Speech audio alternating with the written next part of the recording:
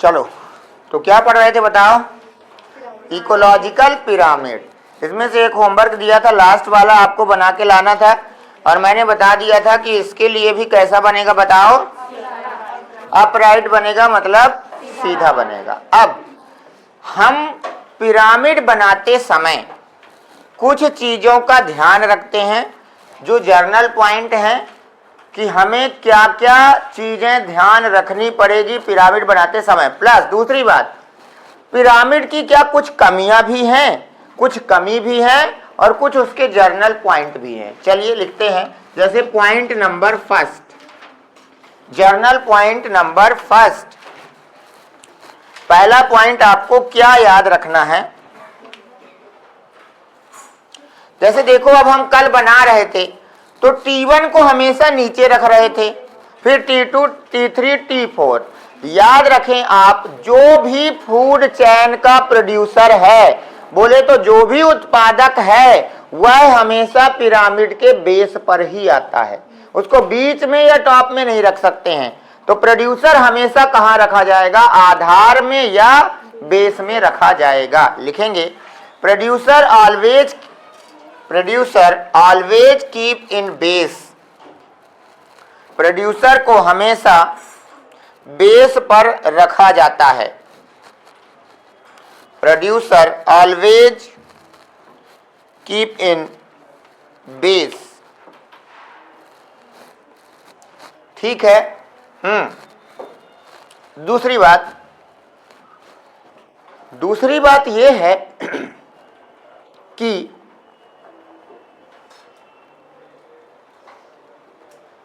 एक ही ऑर्गेनिज्म के trophic level भी विभिन्न प्रकार के हो रहे थे। बताओ, और जितने भी ट्रॉफिक लेवल होते हैं उन्हें सबको गिना जाता है, T1, T2, T3। ठीक है, लिखेंगे इसमें। अगला दूसरा पॉइंट है, ट्रॉफिक लेवल के सभी सदस्यों को काउंट किया जाता है। All members of trophic level are count. Trophic level के सभी सदस्यों को गिना जाता है। All member of trophic levels are count. Trophic level के सभी सदस्यों को गिना जाता है। तीसरा पॉइंट, कुछ मेंबर एक से अधिक ट्रॉफिक लेवल पर हो सकते हैं। कुछ मेंबर एक से अधिक ट्रॉफिक लेवल पर हो सकते हैं। Some members may be present more than one trophic level। कुछ मेंबर एक से अधिक ट्रॉफिक लेवल पर हो सकते हैं। Some members may be present more than one trophic level। अब तुम्हें अगर ये पता करना हो कि कौन एक से अधिक ट्रॉफिक लेवल पर है, जैसे एक लड़की ने क्वेश्चन भेजा था, आपने भेजा था, है ना, कि निम्नलिखित में से कौन सा एक से अधिक ट्रॉफिक लेवल पर है, तो आप दिमाग लगाएं। ज्यादातर, मैक्सिमम या एकदम करेक्ट आंसर, जो जीव सर्वाहारी होता है वह हमेशा एक से अधिक ट्रॉफिक लेवल पर होता है। जैसे आपके क्वेश्चन का आंसर सही हुआ था गौरैया, मैंने कहा गौरैया सही है, क्योंकि देखो अगर हम देखें तो मान लीजिए कोई प्लांट बना और प्लांट हो गया प्रोड्यूसर। क्या है ये? प्लांट है, और प्लांट का ट्रॉफिक लेवल हो गया T1। ठीक है ना। अब इसको किसी ने, ये मान लो प्लांट से सीड बना, सीड तो बनेंगे ही, और सीड को कौन खाया? ठीक है ना, गौरैया खाया, हाउस स्पैरो। ठीक है ना। अब इसने इसको खा लिया, लेकिन आपको क्या ये नहीं पता है कि गौरैया कीड़ा भी तो खाती है?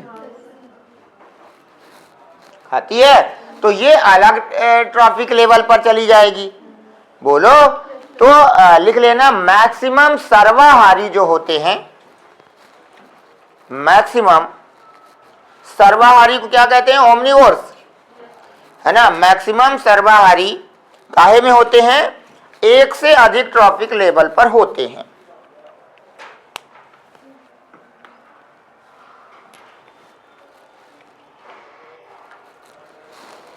ठीक है, तो ये मैंने आपको कुछ क्या बताया बताओ, कुछ जर्नल पॉइंट बताए आपको पिरामिड के बारे में। ठीक है, कमियां लिखिए, ड्रॉबैक ऑफ पिरामिड या लिमिटेशन, लिमिटेशन या कमियां।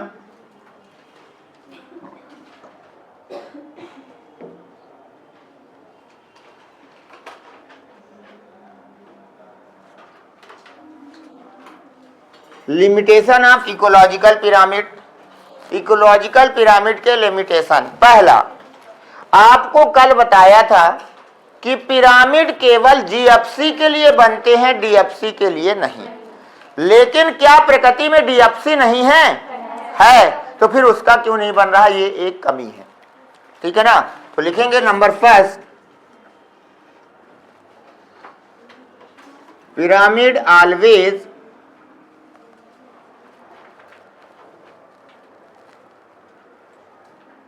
formed for the GFC, not for DFC, but in nature both GFC and DFC present। जबकि प्रकृति में दोनों है तो दोनों का क्यों नहीं बन रहा है, नहीं बन पाएगा। ठीक है, तो ये भी इसकी एक क्या है, कमी है कि पिरामिड केवल किसका बनता है, बोलो तो आएगा। पिरामिड किसके लिए बनता है, जीएफसी के लिए या डीएफसी? जीएफसी जानते हो ना, ये किससे चालू हो, प्लांट से चालू हो। डीएफसी जो डेट्राइटस से चालू हो, बोले तो मरी हुई चीजों से चालू हो। लिखा,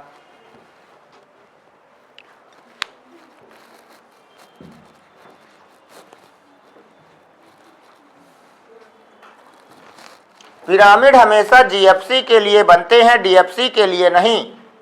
पिरामिड हमेशा जीएफसी के लिए बनते हैं, डीएफसी के लिए नहीं, जबकि प्रकृति में दोनों उपस्थित हैं, जबकि प्रकृति में दोनों उपस्थित हैं, जबकि प्रकृति में दोनों उपस्थित। तो ये भी एक विडंबना है ना। और क्या है देखो, और क्या प्रॉब्लम है। एक प्रॉब्लम यह है कि आप पिरामिड बनाते समय किसका सहारा लेते थे, क्या देख के पिरामिड बनाते थे, फूड चेन। प्रकृति में फूड चेन नहीं है, फूड वेब है, तो फूड वेब का बनाना चाहिए तो फूड चेन का बना रहे हैं, है ना। तो दूसरा पॉइंट लिखेंगे, पिरामिड केवल फूड चेन के लिए होते हैं। Pyramid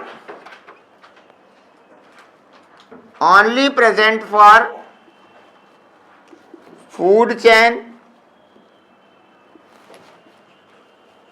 but in nature food web present। अब प्रकृति में है क्या, फूड वेब है, हम बना किसका रहे हैं, है ना बड़ी विडंबना। तो ये कुछ कमियां थी, तो मैंने आपको पिरामिड पढ़ा दिया है। मुझे उम्मीद है कि आपको 100 का 100% समझ में आ गया होगा कि कैसे पिरामिड उल्टा हो जाता है, कैसे पिरामिड सीधा हो जाता है। T1 को हमेशा नीचे क्यों रखते हैं, ये नियम है पिरामिड बनाने का कि जो भी प्रोड्यूसर होगा वो हमेशा बेस पर आएगा। अब किसी को कोई दिक्कत हुई हो तो बता सकता है कि सर हमका दिक्कत थी, का प्रिया, यानी दिक्कत किसी को, ये हमारी इंग्लिश है, चल एनी दिक्कत, एनी प्रॉब्लम। अब ये खत्म हो गया। अगला टॉपिक क्या था जरा देखो जा करके,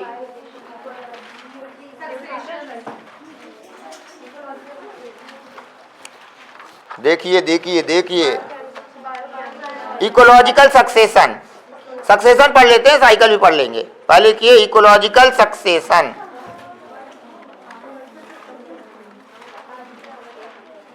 हिंदी में कहते हैं अनुक्रमण।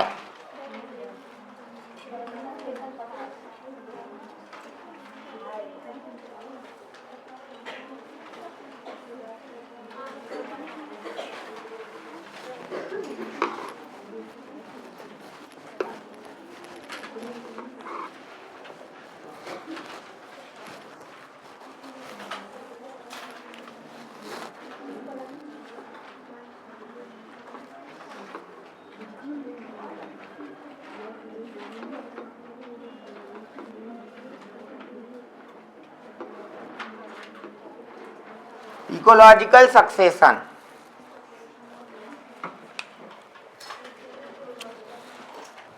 चलो पहले समझते हैं इकोलॉजिकल सक्सेशन के बारे में, कुछ छोटी छोटी चीजें बताते हैं। सबसे पहले लिखेंगे स्पीसीज, जाति प्रजाति क्या है।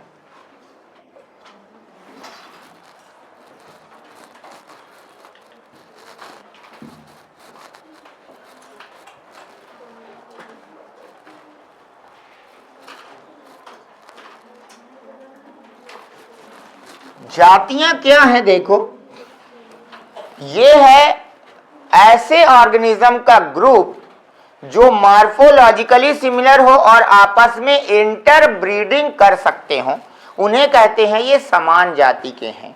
ठीक है ना? तो लिखेंगे similar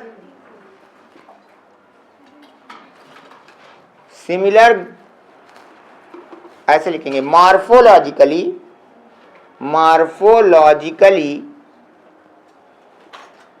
similar group of organism,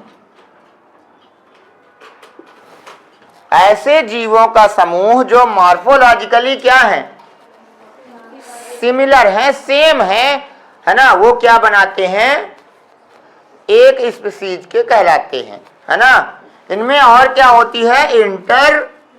interbreeding होती है, आपस में ये इंटरब्रीड कर सकते हैं, नई प्रजातियां बना सकते हैं, वो स्पीसीज है, एक ही स्पीसीज के कहलाते हैं।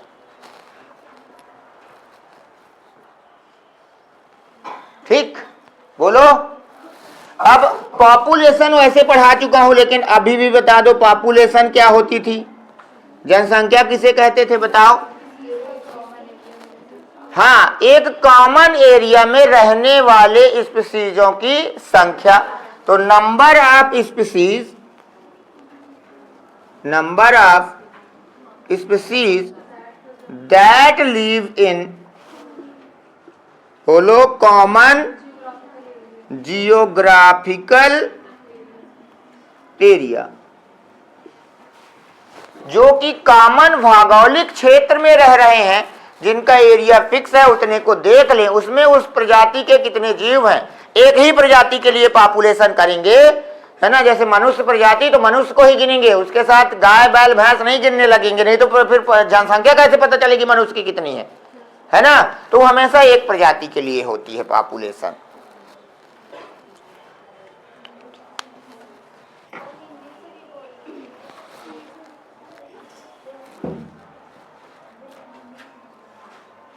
कॉमन भौगोलिक क्षेत्र में, उभयनिष्ठ भौगोलिक क्षेत्र में पाई जाने वाली प्रजातियों की संख्या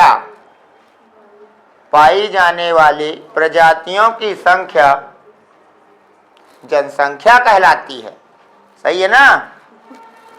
अब कॉमन को यही तो कहते हैं, उभयनिष्ठ ले लो, उभयनिष्ठ माने कॉमन, है ना। चलिए,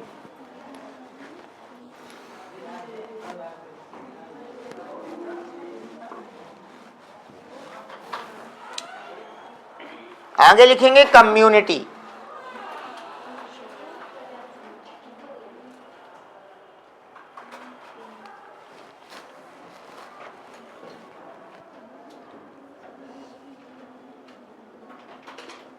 कम्युनिटी क्या है?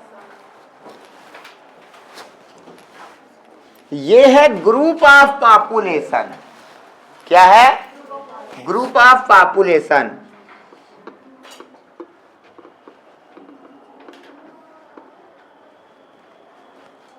जनसंख्याओं का समूह, मतलब कि group of different type of species, बोलो, पॉपुलेशन में, है ना।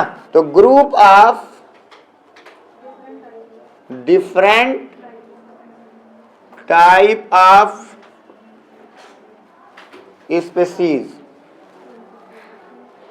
इन कॉमन जियोग्राफिकल एरिया, उसे क्या कहते हैं? कम्युनिटी कहते हैं। जैसे हम लोग कम्युनिटी में रहते हैं, देखो कैसे, जैसे मान लो ये कोई एरिया, ये रीवा है। अब मैंने इसको 3 भागों में डिवाइड किया। मान लो कहीं ये छोटे छोटे पेड़ वाले हो गए, ये छोटे वृक्ष, छोटे पेड़ हैं, ठीक है, तो ये इनकी एक स्पीसीज हो गई, सही बात है ना। तो ये हो गई स्पीसीज फर्स्ट, ठीक है। थोड़ी बड़े बड़े पेड़ हैं, ये क्या है, ये वृक्ष है, तो ये हो गए स्पीसीज सेकंड हो गए। पेड़ का हो गया, जानवर भी हो सकते हैं, आदमखोर जानवर,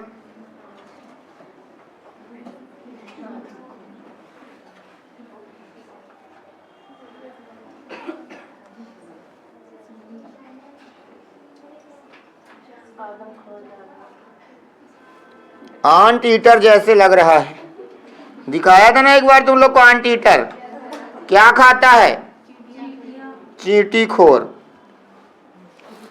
ये हो गई स्पीसीज।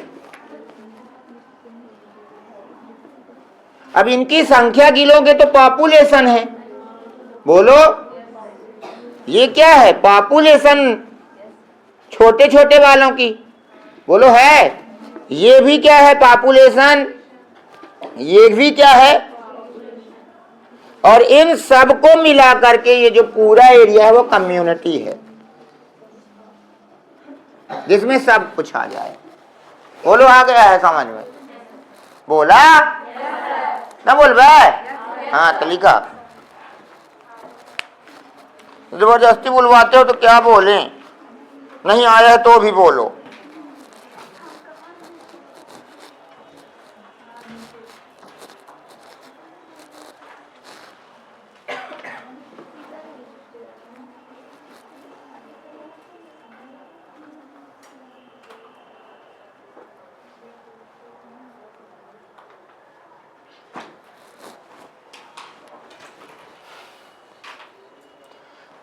सर एक बात बताओ, तुम हेडिंग डलवाए हो सक्सेशन, अब पढ़ा ये क्या रहे हो, मुझे तो कुछ समझ में नहीं आ रहा है, मुझे भी नहीं आ रहा।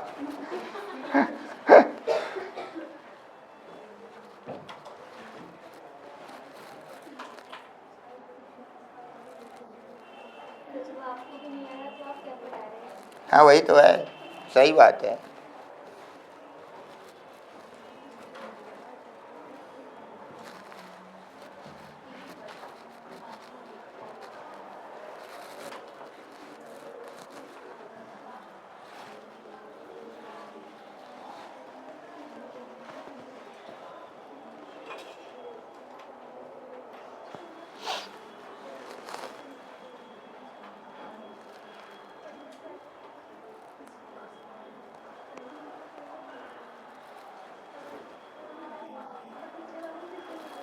तो क्या कहते हो आप लोग, आगे चलें क्या?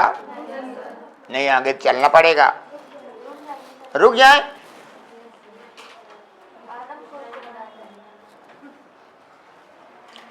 एक लड़की आई, वो बोली मेरे घर में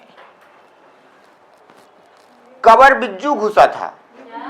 कवर बिज्जू, वो आदमी को कब्र से निकाल कर खा लेता है, उसका नाम है कवर बिज्जू। जिंदा को नुकसान नहीं पहुंचाता है, डरता है। वैसे था, वो फोटो दिखाई थी, नेबुला के जैसे था, कवर बिज्जू। मोबाइल में सर्च करना मिल जाएगा, कवर बिज्जू लिख गया।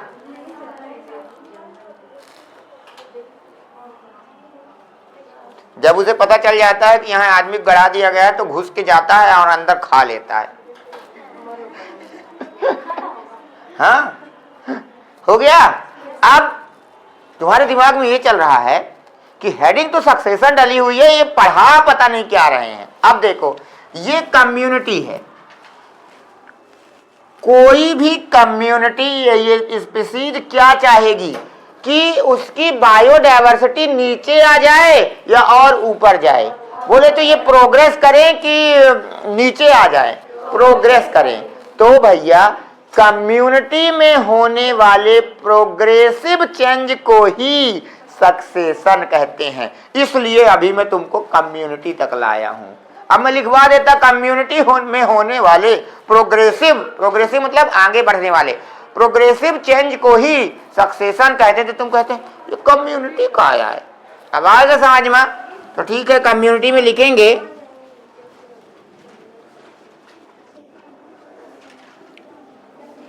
Progressive change in community is called succession, है ना। कम्युनिटी में होने वाले प्रोग्रेसिव चेंज को ही सक्सेशन कहते हैं। आप समझ में आया सर, बताइए। ठीक है आसमा? हाँ, कम्युनिटी में होने वाले प्रोग्रेसिव चेंज को क्या कहते हैं पलक? हैं? सक्सेशन कहते हैं। प्रोग्रेसिव होना चाहिए भैया, आगे की ओर ले जाने वाला। ठीक है, चलिए अब कुछ सक्सेशन के गुण हैं वो लिखने हैं। लिखिए सक्सेशन के गुण, प्रॉपर्टीज ऑफ सक्सेशन।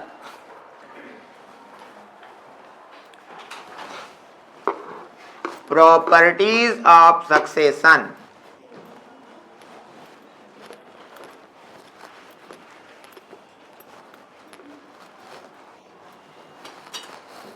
नंबर पहला, सक्सेशन ऐसे नहीं होता है कि आसों के सीजन में ही दूसर, फिर अगली बार वहां गया तो तुमको दूसर पेड़ के प्रजातियां मिलने लगे। Succession is a very slow process. लिखेंगे यह बहुत ही धीमी प्रक्रिया है। पहला, it is very slow process. यह बहुत ही स्लो प्रोसेस है। सक्सेशन को इन्वायरमेंटल चेंज के पैरेलल माना गया है। क्या माना गया है? तो लिखेंगे succession and environmental change parallel each other. Succession and environmental change parallel each other. Succession और इन्वायरमेंटल चेंज एक दूसरे के समांतर हैं। इन्वायरमेंटल चेंज एक दूसरे के समांतर हैं। बताओ प्रोग्रेसिव चेंज था कि नहीं था? और कोई चीज प्रोग्रेस करेगी, आगे बढ़ेगी तो बायोडायवर्सिटी बढ़ाएगी या घटाएगी? तो यह बायोडायवर्सिटी इंक्रीज करता है। बता चुका हूं पहले ही आपको, बस अब लिखवाया रहा हूं। लिखेंगे यह बायोडायवर्सिटी को बढ़ाता है, जैव विविधता को बढ़ाता है। It increase the biodiversity. यह जैव विविधता माने विभिन्नता, विभिन्न प्रकार के जीवों को पाया जाना, बायोडायवर्सिटी। एक बात बताओ, अगर बायोडायवर्सिटी नजरिया क्या बात है, अगर बायोडायवर्सिटी बढ़ती है तो प्रोडक्टिविटी घटेगी या बढ़ेगी? बढ़ेगी। अर्थात सक्सेशन से प्रोडक्टिविटी भी बढ़ती है। तो लिखेंगे इट इंक्रीज प्रोडक्टिविटी। यह उत्पादकता को भी बढ़ाता है। यह उत्पादकता को बढ़ाता है।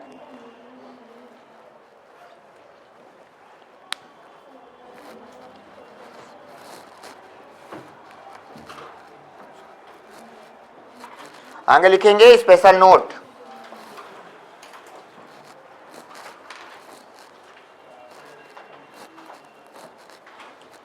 सक्सेशन और इवोल्यूशन सक्सेशन और इवोल्यूशन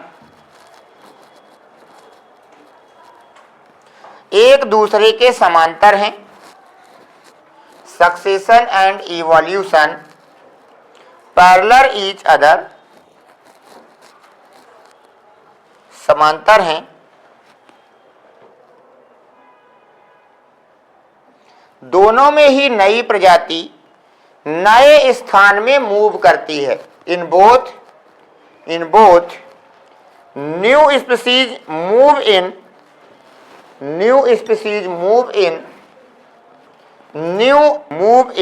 न्यू एरिया।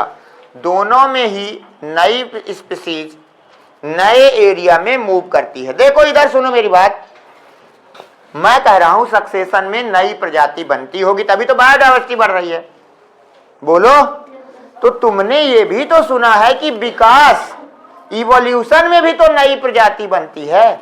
क्या इवोल्यूशन में नई प्रजाति नहीं बनती है? हमने पढ़ा है कि बहुत समय बाद इवोल्यूशन होता है, डीएनए में चेंज हो गया, ये हो गया, वो हो गया, वो विकास हो गया, नई प्रजातियां गई। तो दोनों के एक ही क्यों नहीं कह देते हैं? समांतर है पर दोनों एक नहीं है। अंतर है समय का अंतर है, ठीक है ना। समय का अंतर ये है, इवोल्यूशन में बहुत समय लग जाता है, इसमें भी बहुत लगता है लेकिन उसकी तुलना में कम लगता है, ठीक है। तो लिखेंगे इवोल्यूशन और सक्सेशन सेम नहीं है। Evolution and succession not same. Evolution और सक्सेशन सेम नहीं है क्योंकि because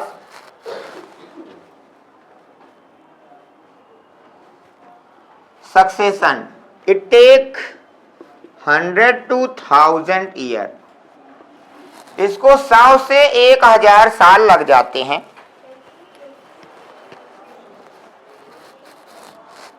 succession take 100 to 1000 year. Succession को कितना समय लग जाता है? 100 से 1000 साल। वहीं अगर इवोल्यूशन हो रहा है तो इवोल्यूशन को 1,00,000 साल लग जाएगा। तो कितना अंतर है कि नहीं है? कहा है?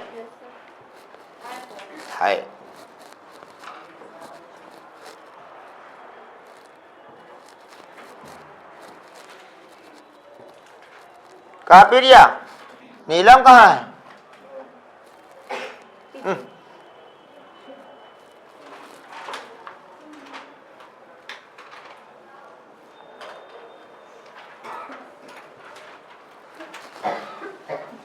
मिटाऊं?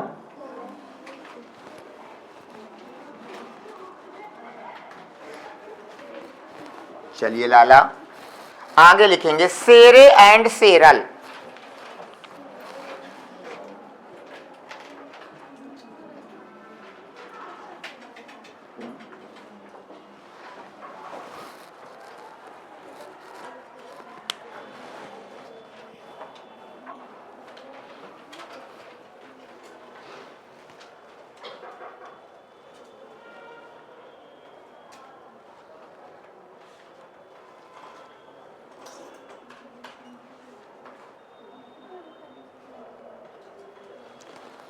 सबसे पहले लिखेंगे पॉइनियर स्पीसीज।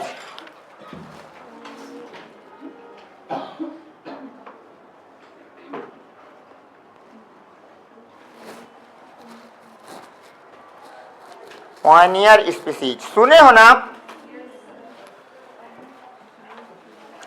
जैसे मान लो कहीं पर ऐसा हुआ कि वहां का पूरा एरिया ही तहस नहस हो गया। जैसे मान लो ज्वालामुखी कहीं पर आ गया, फिर वो ज्वालामुखी समाप्त हो गया, लेकिन वहां लावा आया, फिर लावा धीरे धीरे ठंडा होगा। अब लावा में क्या कभी पेड़ उगाएंगे? बोलो, कहीं किसी ने परमाणु बम गिरा दिया तो क्या अब वहां पर पेड़ उगाएंगे? तुम वहां खेती कर लोगे लावा में, लावा मान लो ठंडा हो गया तो भी नहीं होगा, ठीक है भाई। वहां पर खेती नहीं होगी पहले वहां पर मिट्टी फॉर्मेशन होगा, सॉइल बनेगी, धीरे धीरे लोअर प्रजातियां आने चालू होंगी, और कहीं पर भी सबसे पहले सामान्यतः लाइकेन आते हैं। तो वहां सबसे पहले लाइकेन आएंगे, फिर थोड़े थोड़े और बड़े, फिर और बड़े, फिर और बड़े। तो किसी भी सक्सेशन में आने वाली पहली स्पीसीज पायनियर स्पीसीज कहलाती है, और वह सामान्यतः कहां, जहां कुछ नहीं होता है वहां जो आती है पायनियर स्पीसीज, वह सामान्यतः लाइकेन है। आगे समझ में, पायनियर स्पीसीज क्या है? किसी भी सक्सेशन में आने वाली, तो लिख लो। अब क्या मेरे से बार बार लिखवा रहे हो, समझा तो दिया, लिखे। किसी भी सक्सेशन में आने वाली पहली species, first species comes in any succession, first species comes in any succession, first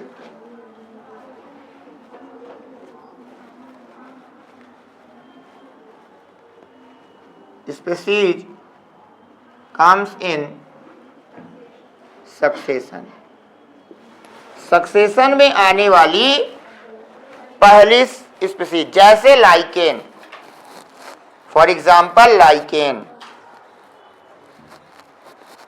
जैसे लाइकेन।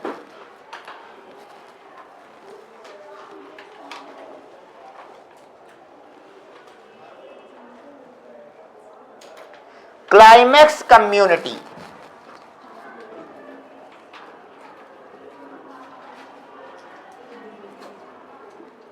क्लाइमेक्स कम्युनिटी,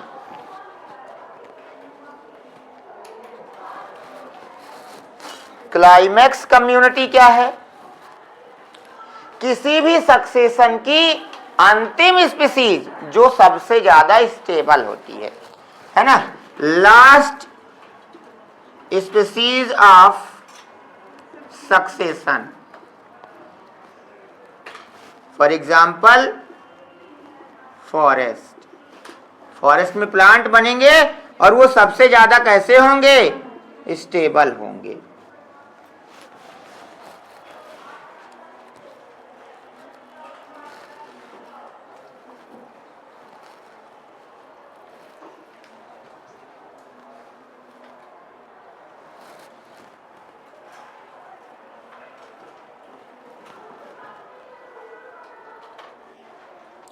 हो गया।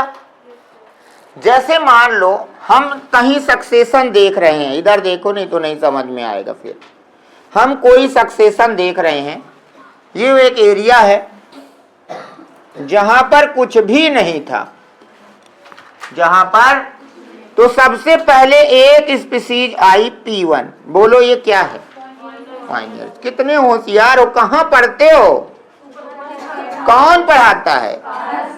अच्छा, मेरे पढ़ाने से होशियार हो रहे हो। तो ये हो गई क्या? Pioneer species.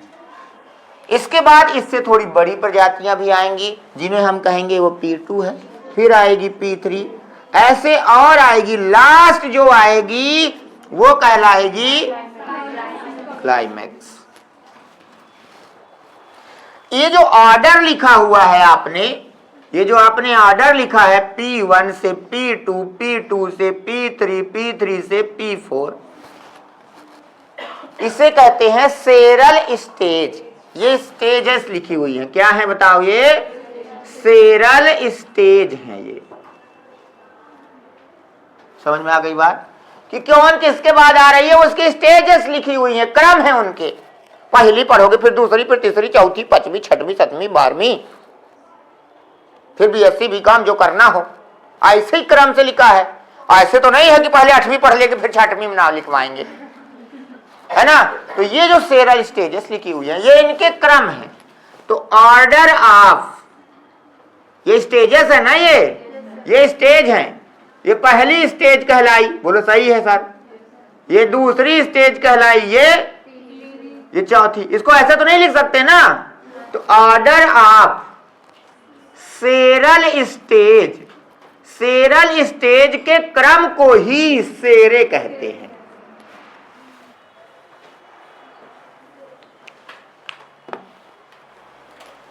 लिखवाया हूं ना इस ऊपर हेडिंग, सेरे एंड सेरल। तो सेरे क्या है? सेरल को कहते फर्स्ट स्टेज, आर्डर, उनका क्रम सेरे है और उनकी स्टेजेस सेरल है। ठीक है, लिख लियो। कितने होशियार हो गए, वैसे भी सब जानते हो तुम लोग।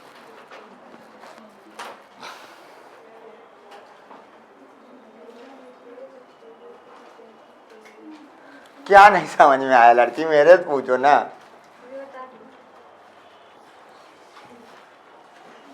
इसीलिए मास्टर तुम्हारी तारीफ नहीं करते हैं, तारीफ कर देते हैं तो फिर तुम हवा में पढ़ाने लगते हो।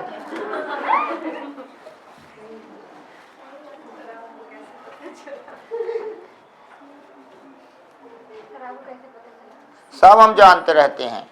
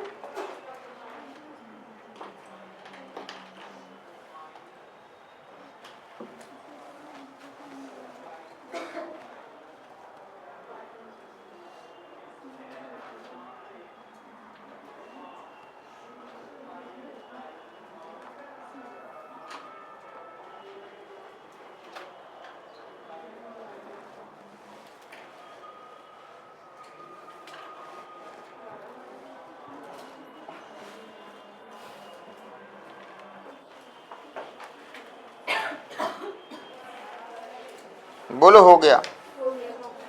हो गया।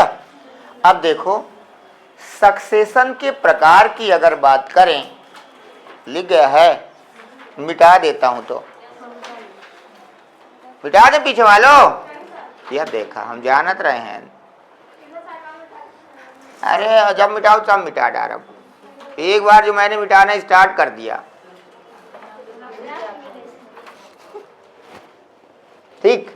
तो हम क्या बात कर रहे थे कि सक्सेशन दो तरह के हो सकते हैं, एक को कहते हैं प्राइमरी और एक को कहते हैं सेकेंडरी। समझो क्या है प्राइमरी सक्सेशन? वह सक्सेशन है जहां कभी भी कोई स्पीशीज जीवन में थी ही नहीं और वहां पर कोई स्पीशीज आना स्टार्ट करे तो वो कहलाती है, मतलब वहां पर पहले से जीवन था ही नहीं, ना तो कोई प्लांट थे और ना तो प्लांट थे तो कोई उनके सीड वगैरह कभी नहीं गिरे होंगे कि हम मान ले कि धोखे से कोनो बीज गिर गया हो तो वह उगी आवा। वहां कुछ था ही नहीं। जहां कुछ नहीं हो वहां से अगर कोई चीज उग रही है तो वो क्या है? Primary succession. सेकेंडरी क्या है? वहां पर पहले से कोई चीज थी, जैसे जंगल है उसमें आग लग गई, अभी अमेजोन के फॉरेस्ट में देखे थे आग लग गई थी, है ना। तो प्लेन से अमेरिका और ये सारे कई सारे देश पानी डाल रहे थे कि बंद हो जाए। कहाँ बंद होगी भैया? प्रकृति ने लगाया है, वही बंद करेगी। फिर उसमें पानी वगैरह गिरा, जीव वगैरह मर जा रहे थे, पक जा रहे थे, जिंदा ही जल जाते थे। देखे थे समाचार कब गोपी बहू के बादल निकाले कर माही टीवी माही न्यूज आवत थी, न्यूज। हाँ तो इसीलिए तो अपने से बुझ गई, है ना। हाँ बुझ गई वो, तो सोच रहे थे कि जल्दी हो जाए, ठीक है। तो मान लो कहीं आग लग गई तो सारे वहां के प्लांट क्या हो गए? जल गए। वहां राख हो गई, कुछ सीड हो सकता है बच गए हों, फिर बारिश हुई, सीड अंकुरण हुआ, फिर से निकल आए। वो सक्सेशन तो हुआ लेकिन सेकेंडरी, क्योंकि वहां पहले से जीवन था और वहां पर सीड प्रेजेंट है। तो जहां कुछ ना हो वहां से निकले तो प्राइमरी, जहां पहले कुछ रहा हो नष्ट हो गया हो फिर निकल रहा। लेकिन इसको कल पढ़ाएंगे और कल चैप्टर समाप्त, क्योंकि अब तो मैसेज भी आने लगे हैं, सर कितना डीप जाओगे पढ़ाओगे, है ना। 13-14 लेक्चर हो गए हैं, अब तो खत्म कर दो, ठीक है। तो भाई इसमें 2 लेक्चर आपकी किताब के हिसाब से 2 चैप्टर खत्म हुए हैं, इकोलॉजी और इकोसिस्टम, ठीक है ना। तो उसमें सारे में सब में इकोलॉजी लिखा हुआ है, आप क्रम से पढ़ेंगे आपका पूरा खत्म हो जाएगा और आप बढ़िया क्वेश्चन लगाइए, आपसे सॉल्व हो जाएंगे अब, ठीक है। बाकी कर